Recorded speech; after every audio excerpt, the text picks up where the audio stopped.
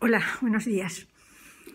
Espero y deseo que todos estéis bien en esta época tan rara que nos impide reunirnos y nos obliga a hablar y a escucharnos a través de una pantalla. Yo os confieso que no estoy nada cómoda con este medio. De hecho, es mi primera vez y, por tanto, como hacían los oradores romanos, solicito vuestra benevolencia. Bien. Lo primero de todo, quiero agradecer a Marco Antonio su invitación para abrir este foro. Mi cometido en él, si no entendí mal su petición, es el de contextualizar el debate que la aprobación de la nueva Ley de Educación ha abierto sobre las materias que se van a impartir en la modalidad del Bachillerato de Humanidades, que es el que fundamentalmente nos compete.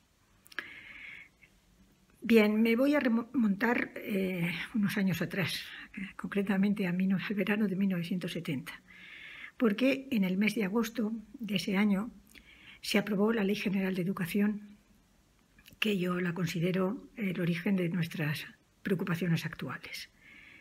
Bien, como sabéis, y si no lo sabéis os lo digo yo, esta ley modificó lo que el plan de estudios vigente en ese momento, que se remontaba a 1957, y modificó la estructura de lo que entonces se llamaba la enseñanza media, donde hay que decirlo que nuestras asignaturas tenían una presencia muy importante. La ley Villar-Palasí, vista ahora con la perspectiva de 50 años, pues hay que decir que fue una buena ley, no fue mala ley, fue una buena ley. Aunque en aquel momento a nosotros no nos lo parecía. Repito, fue una ley valiente, fue una buena ley, aunque solo fuera porque implantó algo que hacía muchísima falta, que era la enseñanza obligatoria de todos los ciudadanos y ciudadanas hasta los 14 años. Es la famosa EGB. Eso permitió poner en marcha lo que los sociólogos denominan el ascensor social, ya que produjo el acceso a la universidad de un gran número de chicos y chicas que hasta ese momento hubiese sido imposible.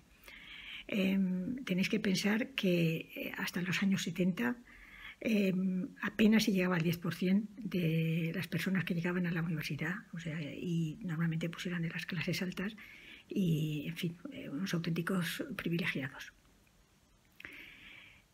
Esta ley, por tanto, fue una buena ley, pero fue mala para las asignaturas de clásicas, ya que supuso una gran disminución de horas en lo que entonces tenía el latín y el griego.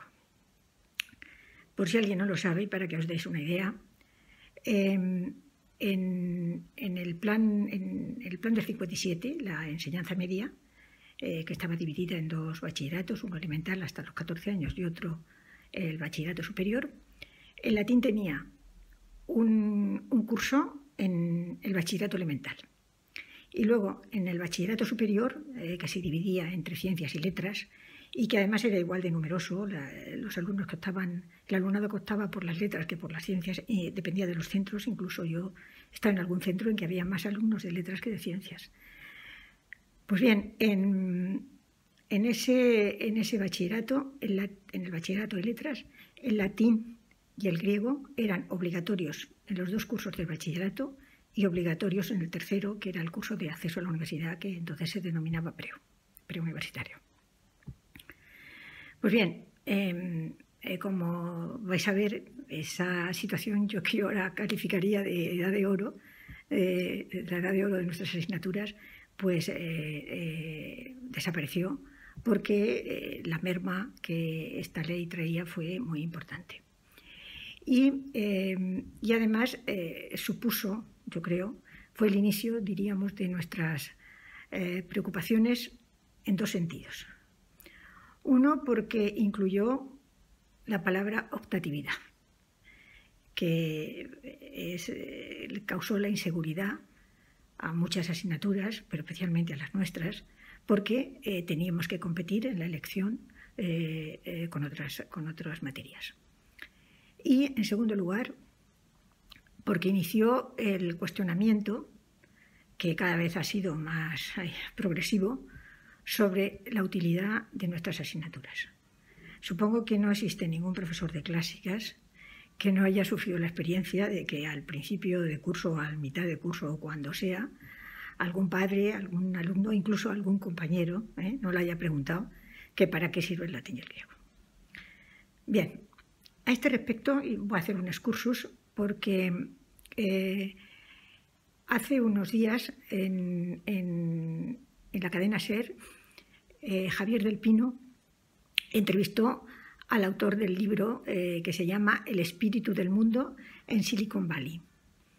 Este señor es catedrático de filosofía de la Universidad de Stanford, que, como se sabe, es una de las 10 mejores universidades de Estados Unidos, una universidad privada de élite. Está ubicada justamente en el corazón geográfico e histórico de Silicon Valley y ha sido la cuna de numerosas empresas técnicas y científicas tan importantes como la Hewlett o la Cisco System, Yahoo y, por supuesto, Google, entre otras, ¿no? Pues bien, este ilustre entrevistado le comentó a Javier del Pino la importancia que en esa universidad se da a las humanidades.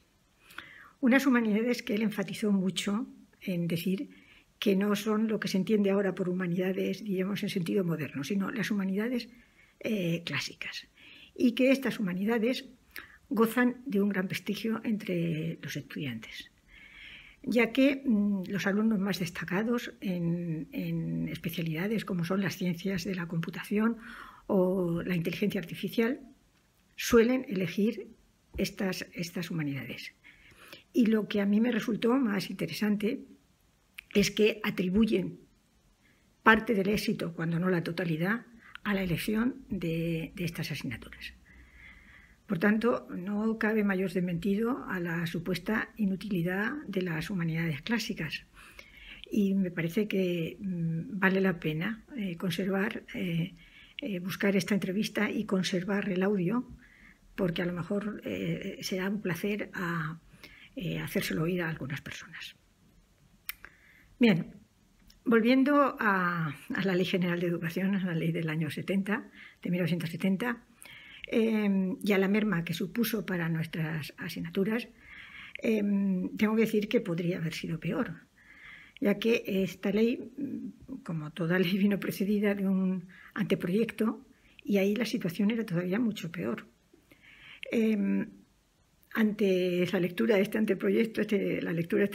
anteproyecto, movilizó inmediatamente a los departamentos de clásicas de la universidad, una movilización que encabezó la Sociedad de Estudios Clásicos, la Nacional, que la verdad es que trabajó, se empleó a fondo, argumentó y contraargumentó en la prensa, en la radio.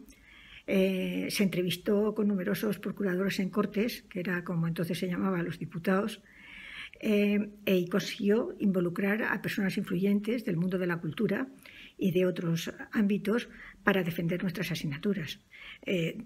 Curiosamente, uno de esos ámbitos, y que además entonces tenía mucha influencia en el franquismo, fue la Iglesia Católica, que claro, consiguió que todavía no se había repuesto de que desapareciera el latín de las misas y de las iglesias y pensaba, bueno, pues que era un poco el fin de uno de sus señas de identidad el que también desapareciera de la enseñanza. Además, debo decir que algunos de esos obispos eran diputados en Cortes, o sea, que hicieron allí una defensa, alguna bastante señalada. Pues bien, frente a lo que había en el anteproyecto, se consiguieron dos cosas que yo creo que fueron muy importantes. Primera, que el latín fuera obligatorio en segundo de BUP, que hasta entonces en el proyecto iba como una optativa.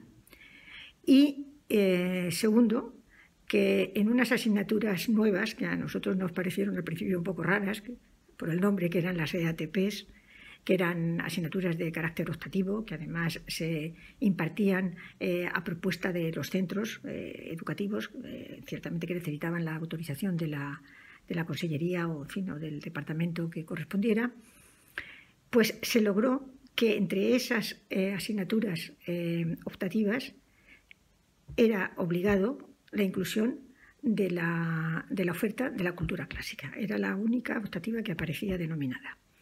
Bueno, esto es muy importante porque claro, la tentación de ofertar las menos optativas posibles en las juntas directivas es casi connatural con ellas, porque bueno, todos sabemos lo problemático que resulta confeccionar los horarios al principio de curso, y cuanto más asignaturas haya, pues más difícil es.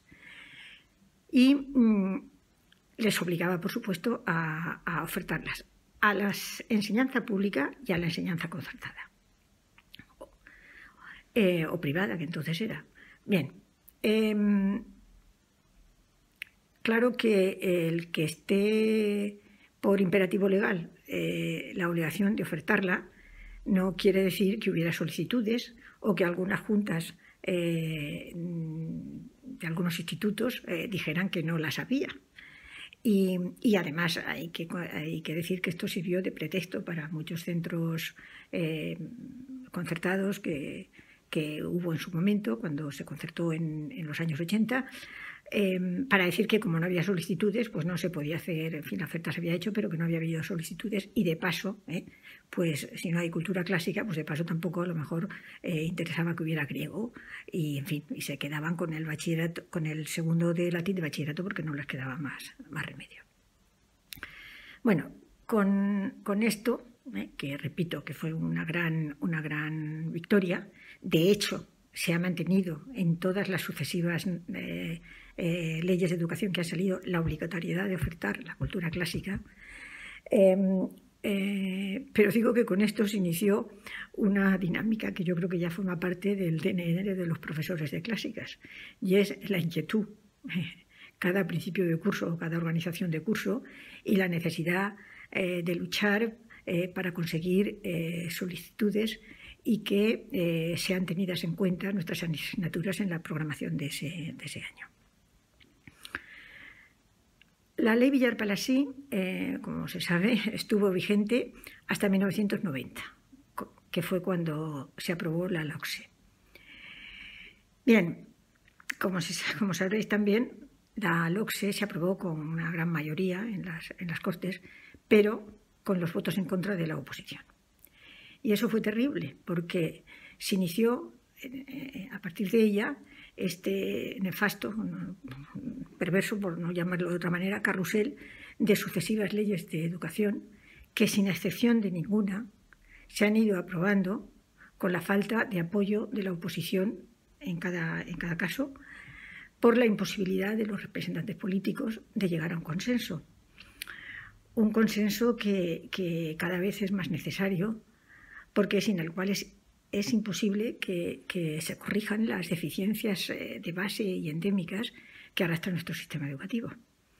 Estuvo a punto de conseguirse en el segundo mandato de Zapatero, cuando era ministro el profesor Gabilondo, pero en el último momento, por razones que ahora no vienen al caso, no se llegó. Así que eso es lo que hay, porque hasta que ese consenso no se consiga, ya se sabe que cualquier ley que se apruebe conllevará el lastre de su posible derogación en el momento que cambie de signo el gobierno de turno. Y ese lastre lo lleva también la ley CELA, la LOMLOE, como se denomina. El texto de la LOMLOE es muy breve y es muy sencillo, o sea que realmente lo que a nosotros nos interesa es lo que va a aparecer en su desarrollo, que eso pues se hará a base de la parafernalia, pues, tendrán que publicarse decretos, órdenes, etcétera, etcétera.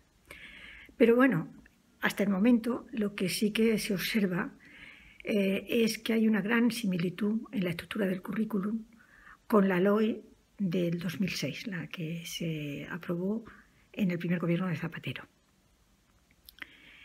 Por tanto, cabría pensar que en el desarrollo de la LOMLOE, la LOE pueda ser un referente a tener en cuenta. Para que ilustrar esto, veréis, os comento un par de ejemplos. En el caso de la ESO, por ejemplo, se mantiene, como decía antes, en el ámbito de la optatividad se mantiene la obligatoriedad de ofrecer cultura clásica, si bien se añaden otras 2 asignaturas más, la lengua extranjera y una materia para el desarrollo de la competencia digital. O sea que ya hay 3, ya no está solo la cultura clásica, está acompañada de otras 2, pero en fin, en cualquier caso son de obligada oferta. Y en cuanto al bachillerato, exactamente se mantiene la misma estructura que había en la LOE y que además, por otra parte, creo que se ha perpetuado en las leyes sucesivas. Hay las modalidades de bachillerato, que eran 3 en la LOE, artes, ciencia y tecnología y humanidades y ciencias sociales. Se le añade un 4, que es un bachillerato general, que en fin, no se dice nada de lo que va a ser el desarrollo y que sería interesante seguir la pista porque probablemente ahí lo mismo se pueden incluir algunas materias que tengan que ver con nuestras asignaturas. Exactamente igual se mantiene la organización, habrá 3 clases de materia, exactamente igual que en la LOE, y creo que son las que hay ahora, que son las comunes, las de modalidad y las optativas. Bien, la ley lo único que explicita son las materias comunes, que son, repito, las mismas que había en la LOE, con una menos. En la LOE había unas ciencias para el mundo contemporáneo que aquí desaparecen. O sea, que aquí son la educación física, bueno, las que conocemos, ¿no? Educación física, filosofía, historia de la filosofía, supongo que para que una vaya en tercero y otra en COU, historia de España y luego la lengua castellana y la lengua de la comunidad, la lengua y la literatura y la lengua extranjera. Bien, al igual que ocurría en la LOE, se dice que el Gobierno, previa consulta con las comunidades autónomas, establecerá la estructura de las modalidades y las materias específicas de cada modalidad. O sea que aquí hay que esperar al decreto del Ministerio. Después supongo se reunirán y entonces promulgará un decreto cuyo decreto luego a su vez tendrá que estar replicado en cada una de las comunidades autónomas. ¿Cómo y cuáles eran estas modalidades? Pues no lo sabemos, está claro, pero sí que podemos utilizar la LOE como un referente y nos puede dar una idea de cómo fue. ¿Por qué utilizar la LOE como referente? Pues por una razón que no es casual, y es que el secretario actual de Educación, el secretario general de Educación del Ministerio de Educación y Ciencia, es Alejandro Tiana, que fue precisamente uno de los padres de la LOE, porque también en esa época era el secretario general del Ministerio.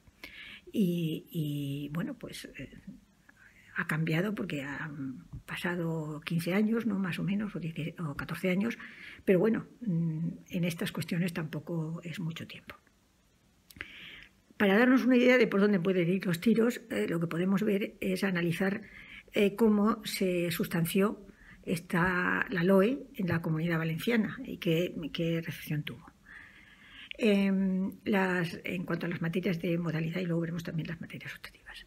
Pues en las materias de modalidad, en la LOE, había 5 a elegir 3. Estaba el griego, el latín, la economía, la historia del mundo contemporáneo y las matemáticas.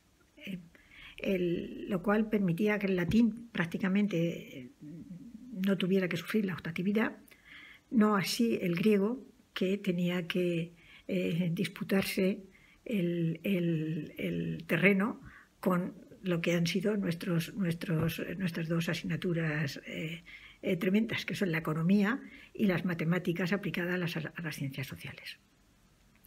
Bien, en el momento actual, en la Comunidad Valenciana, hay un gobierno socialista, como todo el mundo sabemos, y este gobierno, cuando llegó al poder, lo primero que hizo, una de las primeras cosas que hizo fue publicar un decreto que modificaba el decreto de la anterior consellería sobre la ordenación y el currículum del ESO y el bachillerato.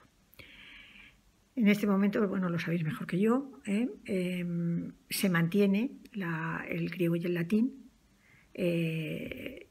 como diríamos, asignaturas optativas, porque aun cuando parecen como obligadas en el bachillerato de humanidades, mientras que en el de ciencias sociales aparecen las matemáticas y la economía, aquí desaparece la historia del mundo contemporáneo, o sea que es una menos a la que competir.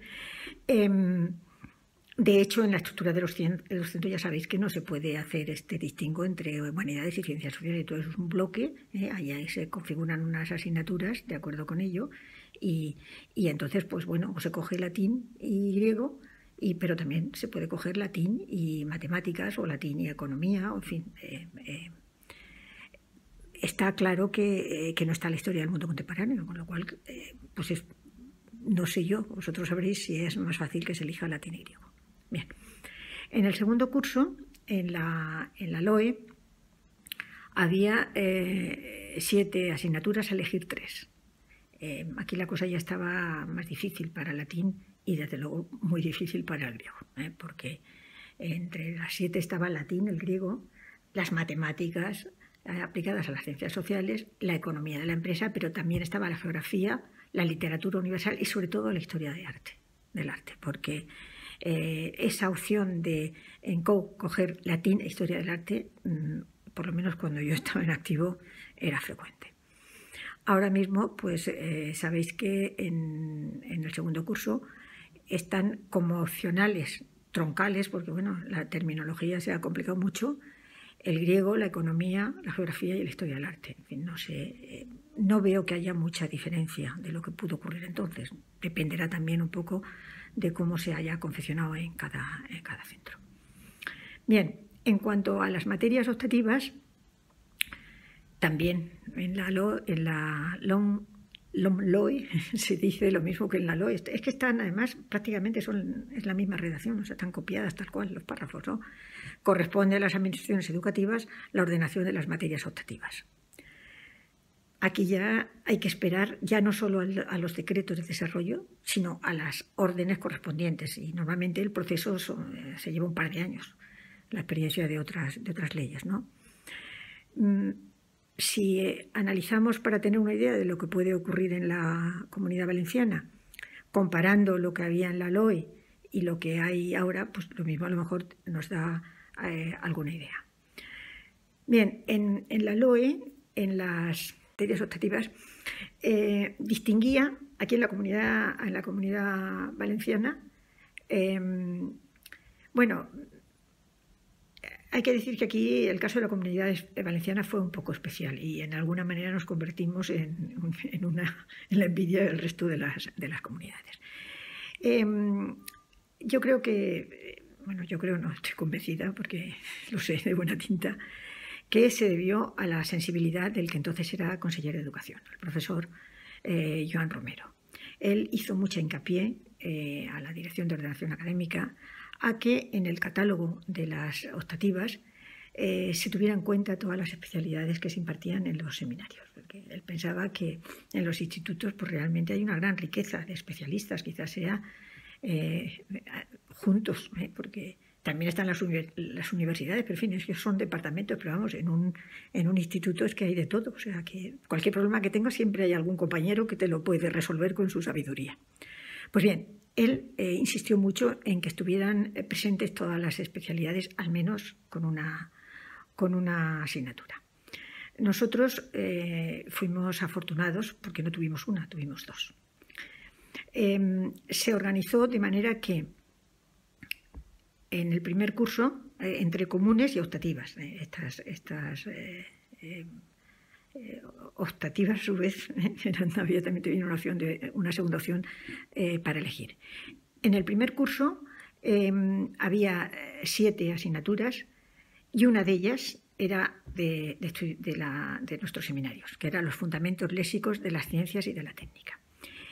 El hecho de ser común, la verdad es que no fue muy frecuente, pero sí que en algunos centros se consiguió que se ofertara a todas las modalidades.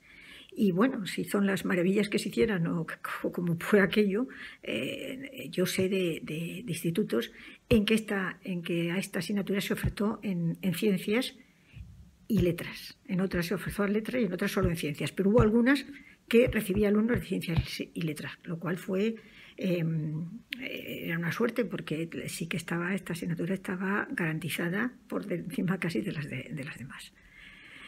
Y en el segundo curso, de bachillerato, había comunes y de modalidad, ¿no? Pues bien, en las comunes había 4, y de esas 4, una era referentes clásicos de las manifestaciones culturales modernas. Una asignatura que tuvo un nombre poco atractivo, pero cuyo contenido realmente quienes tuvimos la suerte de impartirla era una gozada. Yo recuerdo incluso un año que efectivamente se hizo común, se ofertó también a los de ciencias. Tuve 2 cursos, había 2 grupos, y os juro que disfruté muchísimo con los alumnos de ciencias porque estaban verdaderamente interesados y bueno, la evaluación que hicieron al final de curso no pudo ser más gratificante de lo mucho que les gustó, ¿no?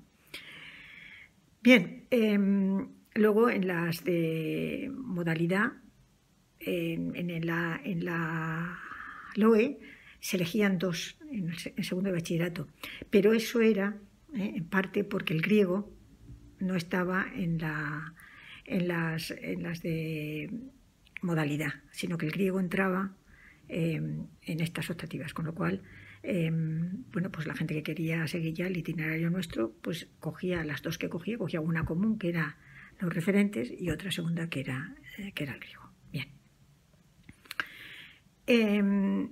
De igual, lo mismo que las asignaturas que había, las optativas que hubo en la LOE, aun cuando aquí el ordenamiento correspondió a un gobierno del PP, se respetaron las que venían de la LOCSE. Luego yo ya no he seguido la normativa, no sé en qué momento se desaparecieron el catálogo que había en la LOCSE y, por tanto, desaparecieron estas 2 asignaturas nuestras y apareció el que hay ahora, que no sé si lo que ha hecho el gobierno socialista ha sido mantener el que había cuando estaba el gobierno anterior y que desarrolló la ley del PP, o creo que ha sido eso, porque realmente el introducir todos los currículum y demás, en fin, no lo sé. Veo que en el catálogo que hay ahora primero han intentado, que en eso estoy de acuerdo, subsanar la desaparición de la música. Por tanto, hay una asignatura de música en primero y otra de opcional y otra en segundo. Pero bueno, en lo demás pues sí que hay yo creo que hay un predominio de asignaturas de tipo técnico y de tipo industrial casi, ¿no? No lo sé, en fin, bueno, es lo que hay. No sé ahora qué va a ocurrir, si se va a mantener este catálogo o se va a incluir otro. En cualquier caso, aquí tenemos una estupenda batalla que dar, que es la de las optativas, porque yo creo que las de modalidad y las de, bueno, las obligatorias no hay nada que hacer, ya están fijadas, y las de modalidad yo creo que van a ir por la misma línea que fue la LOE y que de alguna manera se mantiene ahora. Lo único que habrá que hacer es garantizar que se mantenga el griego y que, en fin, el griego no tenga que aparecer en un catálogo con 50 optativas más, con lo cual ya sabemos que no hay nada que hacer. Repito, yo creo que la batalla está en las optativas. Y aquí tenemos, yo creo, desde mi punto de vista, 2 cosas a nuestro favor, o por lo menos 2 armas, si sigo la metáfora bélica, que nos puede ayudar. Primera cosa, y es que el secretario de Educación de la Consellería, Miguel Soler, pues bueno, es una persona que ya estuvo en la Consellería en la época de los años 80, él participó en la reforma del sistema educativo y probablemente yo creo que sea una de las personas que más sabe de educación, porque luego estuvo en el Ministerio, fue director general de formación profesional, en fin, es una persona muy, muy, muy preparada y luego yo creo que es una persona bastante receptiva. Entonces yo creo que si se argumenta de manera juiciosa la importancia que puedan tener, o sea, asignaturas que tengan que ver con nuestras materias, pues yo creo que él será receptivo. Y, en segundo lugar, que los argumentos para que nos pueden servir, pues yo creo que son los que estaban en la normativa de la LOSE, o sea, la finalidad con la que estas optativas se concibieron en la LOCSE, que al fin y al cabo se han mantenido hasta ahora. Voy a leer literalmente, porque creo que no tiene desperdicio, el artículo donde se habla de la finalidad de las optativas. Dice así: las materias optativas tienen una función netamente propedéutica y orientadora, igual que ahora.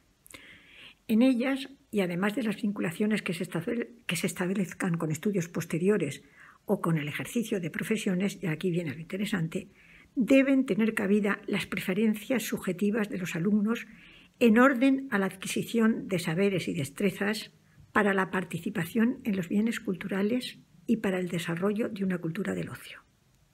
Es decir, que son asignaturas que no sirven, que no tienen que estar orientadas a una aplicación a una profesión, sino que tienen que ampliar el horizonte cultural y de alguna manera educar el gusto de los alumnos. Bueno, yo supongo que a vosotros os pasará como me pasa a mí. Nunca ha habido más afán por ir a la ópera, por visitar museos, o sea, bueno, ahora sí, porque ahora que se puede ir a algún sitio sí que está abierto, ¿no? Pero en circunstancias normales, cualquier inauguración del Museo del Prado tienes que esperar no sé cuánto tiempo para poder entrar, por poner un ejemplo, ¿no?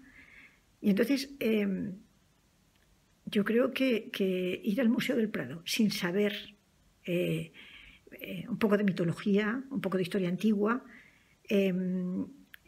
pues es privarte del gran placer de ver cuál ha sido la interpretación que a lo largo de los siglos de la cultura occidental se le ha dado y que te dicen mucho de la época. Pero si no conoces el mito y no conoces el origen del contenido de ese cuadro, porque esto sirve además incluso para el arte moderno, porque en las vanguardias, por ejemplo, el mito clásico fue muy importante, por no hablar ya del porqué de los desnudos, que es una de las características, vamos, que sería definitoria del arte occidental, ¿no?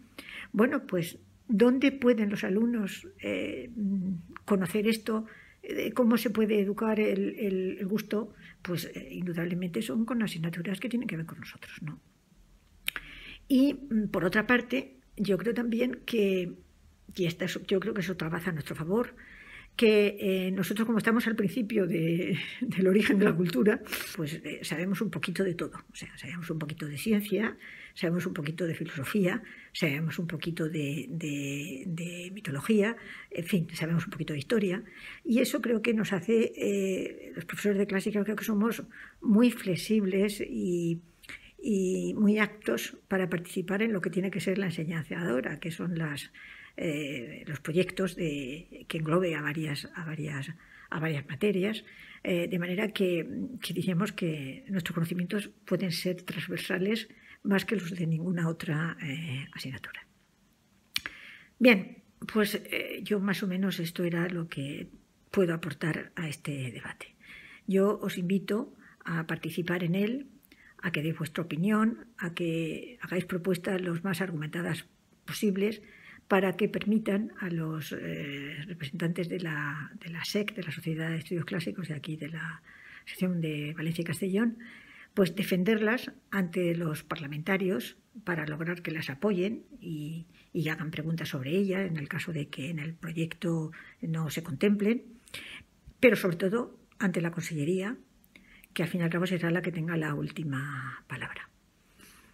Y también os lanzo una idea, que no sé si es factible o no, pero que a mí me parece que es buena, y es que si hay gente que pudo impartir estas asignaturas de fundamentos y de referentes y guarda la lista de sus alumnos y tiene la posibilidad de contactar con ellos, que probablemente pues ya será gente que estará trabajando, pues se les puede pedir la opinión de lo que aprendieron y de si es que les ha servido para algo en su vida privada, en su vida de ocio y en su vida profesional, lo que aprendieron en nuestras asignaturas y bueno, pues y que redacten más o menos esas impresiones, aunque sea de manera muy breve.